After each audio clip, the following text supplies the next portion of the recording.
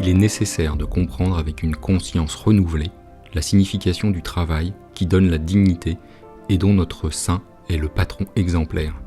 Le travail devient participation à l'œuvre même du salut, occasion pour hâter l'avènement du royaume, développer les potentialités et qualités personnelles en les mettant au service de la société et de la communion. Une famille où manque le travail est davantage exposée aux difficultés, aux tensions, aux fractures et même à la tentation désespérée et désespérante de la dissolution. Comment pourrions-nous parler de la dignité humaine sans vouloir garantir à tous et à chacun la possibilité d'une digne subsistance ? Le travail est une composante fondamentale de la vie humaine et l'histoire sainte ne la laisse pas de côté. On voit bien sûr Saint Joseph travailler, Jésus lui-même qui est appelé aussi le charpentier, mais d'autres personnages de l'histoire sainte. Et je pense que par là, surtout avec la figure de Saint Joseph, le Seigneur nous invite à prendre conscience que toutes ces heures que nous passons tous les jours à travailler, elles ont à être remplies aussi de Dieu. Elles ont à être élevées à quelque chose de saint. Dans ce que nous faisons quand nous travaillons, le Seigneur est en train de construire ce monde. Et c'est pour cela que nous devons aussi nous battre pour que le travail puisse être une réalité belle, dignifiante dans la vie de tous les hommes, de toutes les femmes. À notre époque, nous aurons sans doute de défis importants à relever sur ce domaine.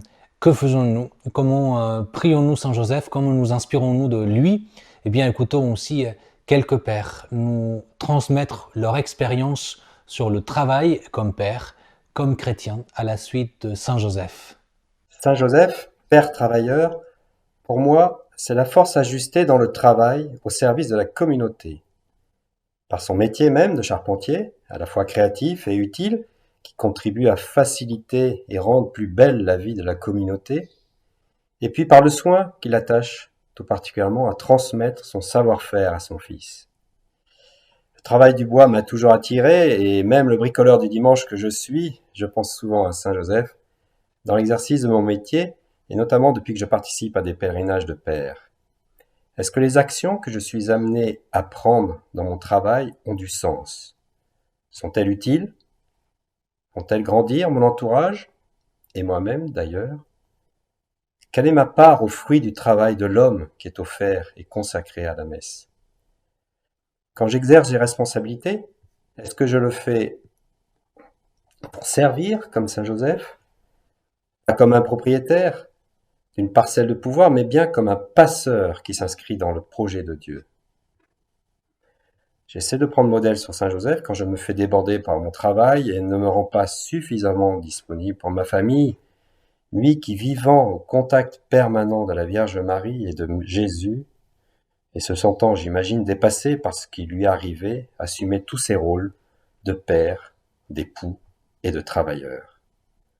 De même, quand les choses ne se passent pas comme prévu, que je considère qu'elles sont injustes pour moi, voire humiliantes, je trouve le réconfort en me plaçant sous sa protection, lui qui a travaillé humblement, quotidiennement, à son niveau, dans la joie et l'espérance, confiant et heureux de participer à l'œuvre de Dieu. Jusqu'en 2014, j'étais bouddhiste pratiquant et à ce moment-là de ma vie, j'ai éprouvé le besoin de réfléchir et de méditer. Et pour ce faire, j'ai décidé de me rendre sur le chemin de Saint-Jacques-de-Compostelle. Comme le voyage allait durer de juin à août, j'ai dû quitter mon emploi et là-bas, j'ai pu faire l'expérience de l'abandon, de la confiance et du cheminement. En d'autres termes, j'ai rencontré Dieu. À mon retour, j'ai été à la rencontre du père Jean Grégoire où je leur ai raconté mon histoire et à l'issue, j'ai demandé le baptême.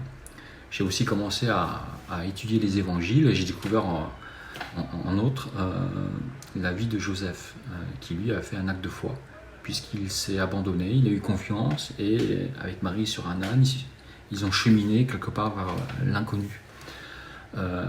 Et ça a été inspirant pour moi. Et dans la mesure où je n'avais pas d'emploi à ce moment-là, pareil, avec de l'abandon, avec de la confiance, je me suis mis à chercher un nouvel emploi Et avant toute action, toujours la prière, parce que je pense que la prière propulse. Et j'ai eu de bonnes grâces à l'issue, c'est-à-dire au bout de 6 mois, j'ai retrouvé un poste qui me convenait à ce moment-là.